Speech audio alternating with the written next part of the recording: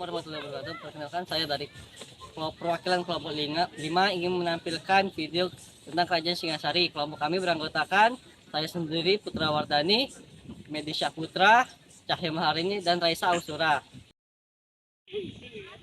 Di suatu hari, Raja Tunggul Ametung harus meninggalkan istrinya Kendedes dengan kondisi yang sedang hamil. Aku harus meninggal kamu, tapi aku janji akan kembali lagi. Tidak apa-apa, aku akan selalu menunggumu. Baiklah, terima kasih. Akhirnya, Tunggul Ametung meninggalkan Kendedes. Usia kandungan Kendedes juga semakin besar. Suatu hari, Kendedes pergi ke sebuah hutan untuk mencari buah apel jambu. Di hutan tersebut, Kendedes bertemu dengan seorang pemuda yang tampan dan gagah perkasa. Tidak sengaja mereka berdua bertabrakan. Anda tidak apa-apa? Tidak apa-apa, terima kasih telah menolongku.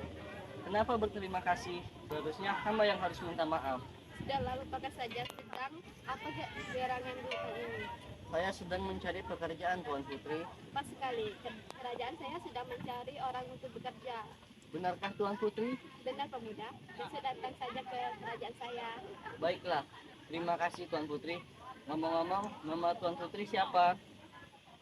Namaku Kendedes, siapa namamu? Nama yang cantik. Nama saya Ken Arok. Baiklah, saya tidak bisa berlama-lama di sini. Ken Arok pulang dengan hati yang senang karena bisa mendapatkan pekerjaan. Bukan itu saja, hati dia pun sedikit bergejolak karena bisa bertemu dengan seorang putri yang cantik dan baik pula. Hal itu diceritakan oleh Ken Arok kepada Dang Jiang Lohgawe, yaitu gurunya. Guru, aku ada berita baik yang harus diceritakan. Apa itu Ken Arok? Sepertinya kamu tidak bergembira sekali. Aku mendapatkan pekerjaan di sebuah kerajaan, tapi bukan itu saja. Ini siapa Ken Arok? Seorang wanita yang cantik sekali. Sepertinya dia seorang ratu. Siapa namanya Ken Arok? Apa ada wanita seperti itu? Nama dia Kendedes. Wahai guru, Astaga, dia adalah dari Raja Tunggal Ametung. aku tidak peduli dia istri siapa. Yang penting aku harus bisa mendapatkan dia. Ya udah Ken Arok, semoga kau bisa mendapatkannya. Singkat cerita, Ken Arok berhasil menjadi patih di kerajaan Kendedes. Dan ternyata bukan hanya Ken Arok yang mencintai Kendedes, tetapi Kendedes juga mencintai Ken Arok. Cinta terlarang itu terus berjalan lama, dan sampai akhirnya Tunggul Ametung pulang dan belum mengetahui apapun. Dengan kembalinya Tunggul Ametung, Ken Arok berniat untuk membunuh Tunggul Ametung. Di suatu hari, Ken Arok pergi ke rumah Empu Gandring untuk membuat keris. Empu, tolong buatkan saya keris yang hebat. Semoga bisa selesai dalam 5 bulan. Tapi Ken Arok, waktu membuat keris adalah 1 tahun. Saya tidak peduli. Pokoknya dalam 5 bulan keris itu harus selesai. Baiklah, Ken Arok, aku akan menuruti permintaanmu. Empu Gandring, mana keris saya? Ini kerismu ini, sedang sepakat Ken Arok. Jadi kamu belum menyelesaikannya? Dasar kau! Ken Arok mengambil keris yang belum sempurna itu. Dengan amarahnya, Ken Arok membunuh Empu Gandring dengan keris yang belum selesai itu. Sebelum meninggal, Empu Gandring menyampaikan pesan terakhirnya. Ken Arok, besok kau sendiri akan mati dengan keris yang sama juga. Anak dan cucumu, cucu raja akan mati sama pula. Akhirnya, Empu Gandring meninggal dunia. Mendengar perkataan itu, Ken Arok sedikit takut.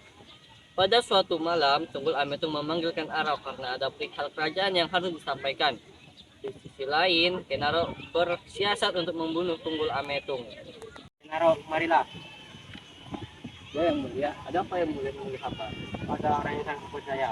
Jangan kecewakan aku. Baik yang mulia.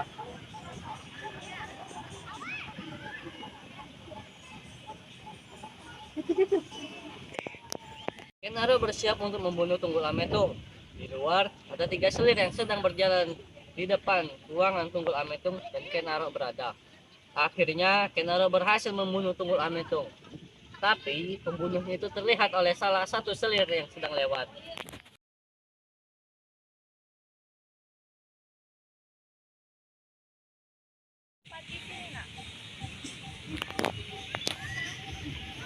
Apa? Mana ayah? Ayahmu sudah tidak ada, nak. Jangan yang bercanda. Itu ayahku. Ken Arok bukan ayahmu. Dia hanya ayah angkatmu. Jadi siapa yang sebenarnya? Ayahmu adalah Tunggal Amestu. Tunggal Amestu, dia kan sudah mati. Iya, itu benar. Dan yang membunuh ayahmu adalah Ken Arok. Apa? Ken Arok membunuh ayahku? Awas kau Ken Arok. Akan kubunuh. Ken Arok, Ada apa, Nak? jangan panggil aku anak. Dasar manusia biadab.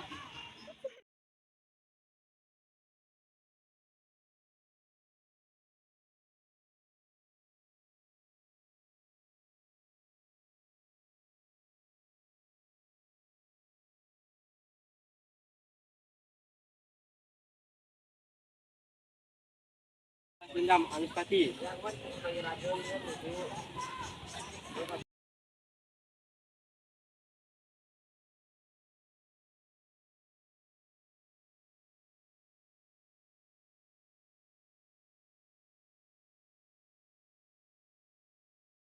Ini dan mereka tepat main membampal. Baiklah yang mulia raja.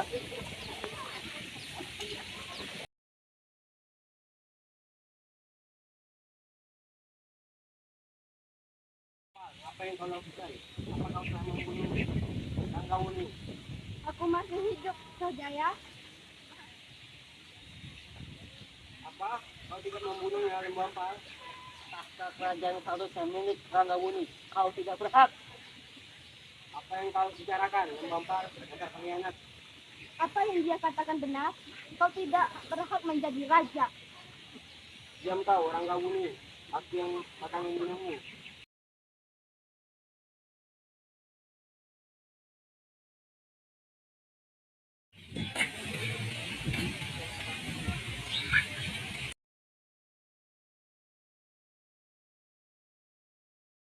Pada tahun 1254 Masehi, Wisodharma mengangkat putranya sebagai Yuva Raja atau Raja Muda dengan maksud untuk mempersiapkan putranya yang bernama Kartanegara menjadi seorang raja besar di Singasari. Karena Wisodharma sakit keras, akhirnya pada tahun 1268 Masehi, Kartanegara menjadi raja terakhir di negara Singosari. Kartanegara adalah raja terakhir dan raja terbesar dalam sejarah kerajaan Singosari, yaitu 1268 sampai 1292 Masehi. Ia adalah raja pertama yang mengalihkan wawasannya ke luar Jawa. Pada tahun 1275, ia mengirim pasukan ekspedisi Pamaluyu untuk menjadikan Sumatera sebagai benteng pertahanan dalam menghadapi ekspansi bangsa Mongol. Saat itu, penguasa Sumatera adalah Kerajaan Dharmasraya atau kelanjutan dari Kerajaan Melayu. Kerajaan ini akhirnya dianggap telah ditundukkan dengan dikirimkannya bukti arca Amogapasa yang dari Kerajaan Singosari sebagai tanda persahabatan dari kedua negara. Pada tahun 1284, Kertanegara juga mengadakan ekspedisi menaklukkan Bali. Pada tahun 1289, Kaisar Kubilaya Khan mengirim utusan ke kerajaan Singosari meminta agar Jawa mengakui kedaulatan Mongol. Namun, permintaan itu ditolak tegas oleh Kertanegara. Kitab Negara Kertagama menyebut daerah-daerah bawahan kerajaan Singosari di luar Pulau Jawa pada masa Raja Kertanegara antara lain Melayu, Bali, Pahang, Gurun, dan Bakulapura. Kerajaan Singosari yang sibuk mengirimkan angkatan perangnya keluar Jawa akhirnya mengalami keropos di bagian dalam. Pada tahun 1292 terjadi pemberontakan Jayawaktang atau Bupati Gelang-Gelang yang merupakan sepupu sekaligus ipar sekaligus besan dari Raja Kertanegara sendiri. Dalam serangan itu Raja Kertanegara mati terbunuh, sedangkan Raden Wijaya cucu Narasingamurti yang menjadi menantu Raja Kertanegara lolos dari maut. Berkat bantuan Arya Wiraja atau penentang politik Kertanegara, ia kemudian diampuni oleh Jayawaktang dan diberi hak mendirikan desa Majapahit. Setelah runtuhnya kerajaan Singosari, Jayawaktang menjadi raja dan membangun ibu kota baru di Kediri.